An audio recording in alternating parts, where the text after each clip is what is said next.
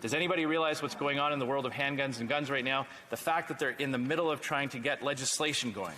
There is the direct link between the government's partisan political agenda and the interference in an active investigation into a tragic shooting that left 22 innocent Canadians dead. The RCMP on the ground had reason not to release that information. The government is putting political pressure on those officers to release that information, which could have jeopardized their ongoing efforts to track the events that led to the tragic shooting.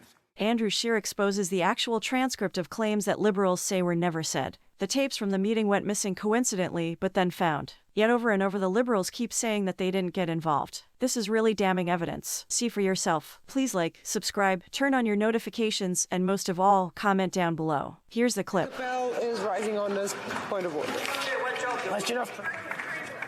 Thank you, Madam Speaker. I am rising on a question of privilege today concerning misleading comments made in this House by the Minister of Emergency Preparedness.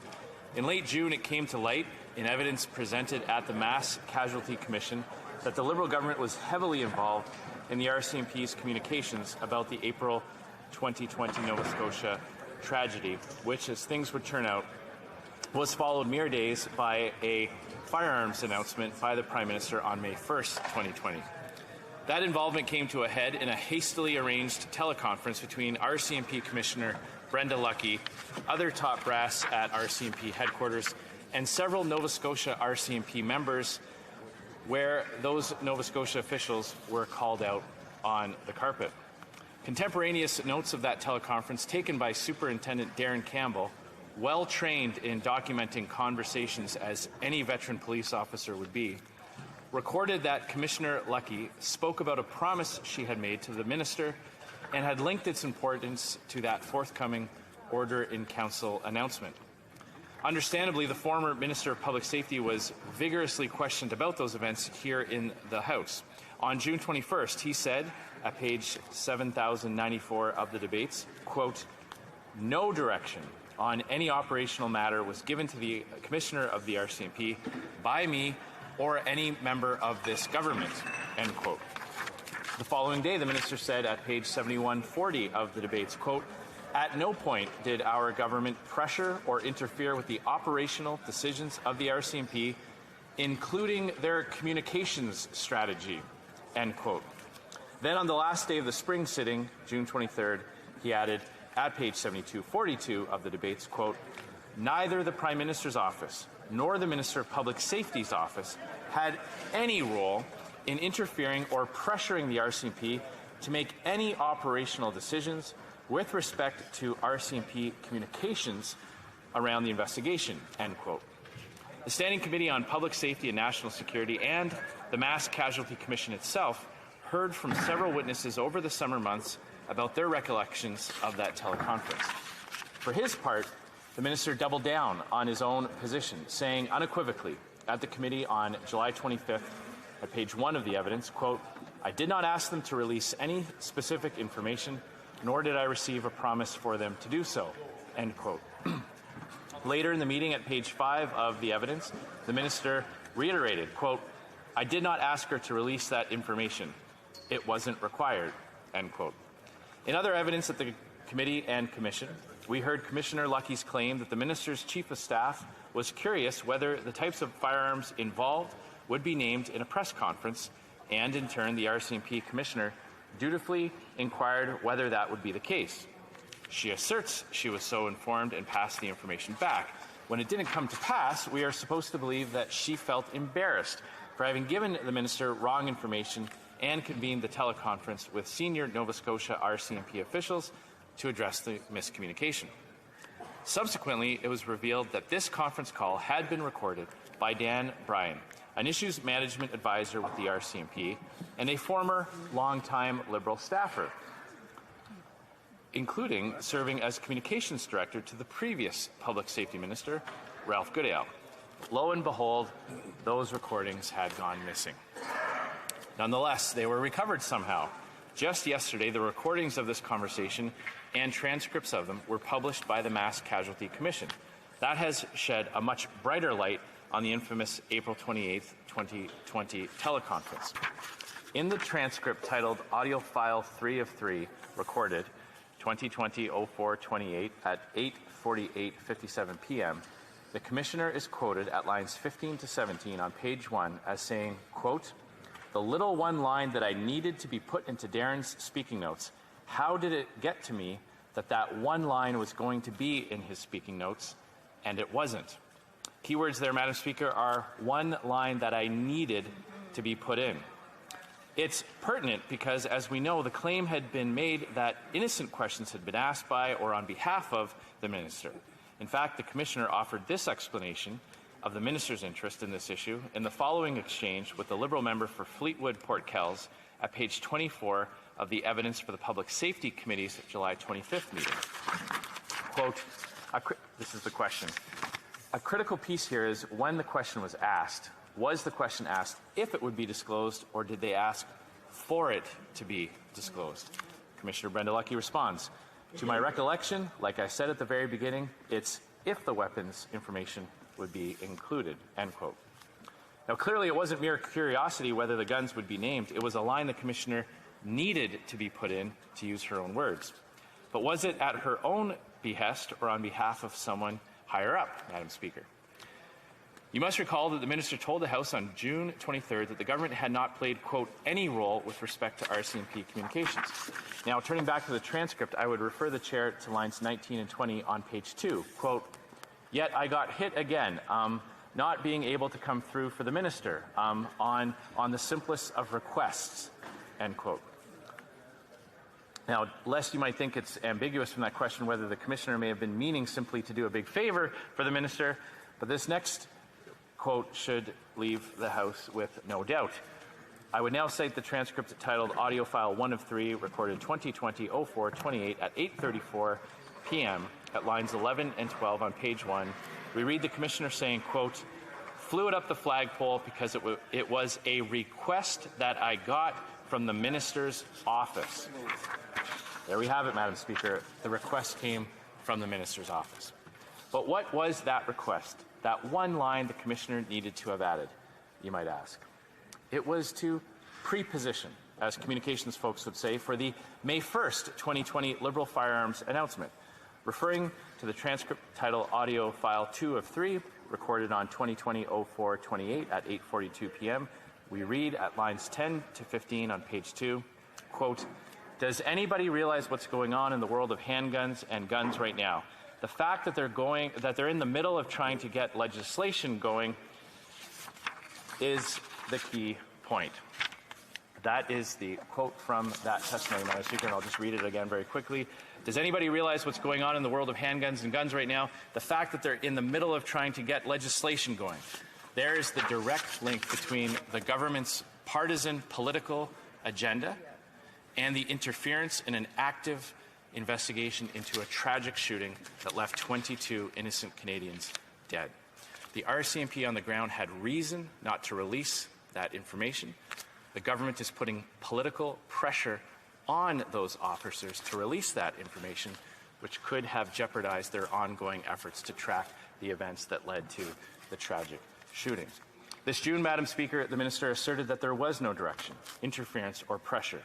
If the Minister were to come down to the House and say that what I just quoted to you doesn't add up to that, the next quotations I will offer should remove any ambiguity about the nature or tone of that so-called request from the Minister's office. Recall that at the July 25th Public Safety Committee meeting, the Commissioner tried to brush off the urgency of these details coming out, answering the Liberal member for Fleetwood Port Kells when he asked why it was important that this information be released at page 25 of the evidence. Quote, "It wasn't important whether or not it was released," end quote. The Commissioner may have been on message with the Minister's own committee statement, but the teleconference recording would prove them both wrong. At lines 31 to 33 of page 2 of the transcript of Audio File 3, Commissioner Lucki is documented saying, quote, "I already have a request sitting in my phone that the Minister wants to speak with me, and I know exactly what it's going to be about. And I can't even, there's not much I can say except that once again, I dropped the ball. So that's going to be the fourth time I'm going to say to him," end quote. Yet she had already made one apology to the minister about her dropping the ball on pre-positioning for the Liberal gun announcement. At lines 39 to 41 of page 1 of the transcript of audio file 1, the RCMP commissioner says, and I quote, "It's pretty difficult when you have to tell.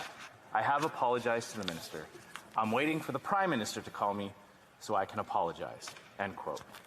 Apologize for what? For not including that information that the Liberal government decided would help them in a partisan way, despite the impact it may have on an ongoing police investigation. Turns out that it was very, very important that the firearms information be released, Madam Speaker, despite what both the Minister and the Commissioner told the committee. Let me put all these pieces together into one succinct summary. The RCMP Commissioner is now on tape saying that she needed a line to be put in press conference remarks about an RCMP investigation in order to be able to, quote, come through for the Minister on, quote, the simplest of requests to accommodate information relevant to soon-to-be-announced firearms laws. Not having succeeded and not being satisfied with one apology, the Minister was on the line looking for accountability because the Commissioner had dropped the ball. The Minister's comments to the House in June simply do not hold water. There is no other way to put it. He has misled this House, and he and the Commissioner of the Royal Canadian Mounted Police have both misled the Public Safety Committee. Now, it is a well-established principle here that to make out a prima facie case of privilege in relation to a claim of misleading the House, 3 elements must be established. Firstly, it must be proven that the statement was misleading. Well, the recordings and the transcripts taken in their entirety baldly contradict the Minister's own assertions on the floor of the House in June. Secondly, it must be established that the member making the statement knew it to be misleading. Well, the RCMP Commissioner herself said in these recordings that the Minister had asked to speak to her and, quote, I know exactly what it's going to be about, end quote. And we know exactly what it was about, Madam Speaker. Thirdly, the misleading statement must have been offered with the intention to mislead the House. In June, when the revelations about this conference call first broke, the Minister was under a political firestorm here in the House. He was in full-on damage control mode. In the circumstances, there is no other way to view his comments other than as an attempt to be a wet blanket to smother yet another political scandal of this Liberal government interfering in investigations, in police investigations, criminal investigations for political advantage. It is my respectful submission, Madam Speaker, that the 3-part test concerning misleading the House has been satisfied. As Mr. Speaker Milliken ruled on February 1st, 2002 at page 85-81 of the debates, quote, I believe that both the Minister and the honourable members recognize that two versions of events have been presented to the House. On the basis of the arguments presented by honourable members and in view of the gravity of the matter, I have concluded that the situation before us where the House is left with 2 versions of events is one that merits further consideration by an appropriate committee, if only to clear the air, end quote. The air here certainly needs to be cleared, Mr. Speaker. The stench must be purged, even if the Minister heeds Conservative calls to resign. Finally, before concluding, there is one potential hurdle the Liberals might try to identify, which I want to address up front, and that is that the Mass Casualty Commission's recordings and transcripts have not yet been formally placed before the House. However, I would refer you to the decision of Mr. Speaker Jerome on December 6, 1978, at page 1856 of the debates, where a prima facie case of privilege was established in relation to misleading information on the strength of evidence which was given before the Royal Commission of Inquiry into certain activities of the RCMP, also known as the MacDonald Commission. Today's circumstances are frankly no different. In both cases, we have evidence from an RCMP Commissioner given to a Royal Commission established under the Inquiries Act, which contradicts the information which is before the House. Just as Mr. Speaker Jerome was prepared to find a prima facie case of privilege then, I believe that you too can and must find one in the present circumstances to allow the House to address the misleading claims of the Minister of Emergency Preparedness. And I would just remind you, Mr. Speaker, and I remind all honourable members, we are not expecting the Speaker himself to make this determination. We're not expecting the Speaker himself to rule unilaterally that the Minister is in contempt of the House or that the Minister deliberately misled the House. All we are asking the Speaker to do is to allow the House to come to that decision, to make its own decision on this issue. The role of the Speaker is not to make this determination all on his own. The role of the Speaker is to decide whether or not this rises to the level of allowing the House to study the matter and the House itself to pronounce on whether or not the minister is in contempt or has deliberately misled the House. And the gravity of this situation should not be forgotten, Mr. Speaker. We're not simply pointing out a time when the minister was caught up with a contradiction about a minor issue or got some details wrong. We're talking about the allegations that in the middle of an ongoing investigation, mere days after a tragic shooting, that this government was putting political pressure on the RCMP communications around the issue. The RCMP officers who were conducting the investigation felt that releasing the specific information around the firearms that were used in the shooting could jeopardize their ability to find out where these firearms came from or other details around the case. It was their discretion, their expertise, that led them to the conclusion that they should not divulge that information at that time in the investigation. For their own partisan political purposes, the government broke all bounds of decency and violated that independence between the executive branch of government and our national police force, all for their political gain. That's why this situation rises to the level of justifying a finding of, at least at first glance, a breach of privilege. And should you find that we are correct in this assertion, Mr. Speaker, I would be prepared to move the appropriate motion. Thank you.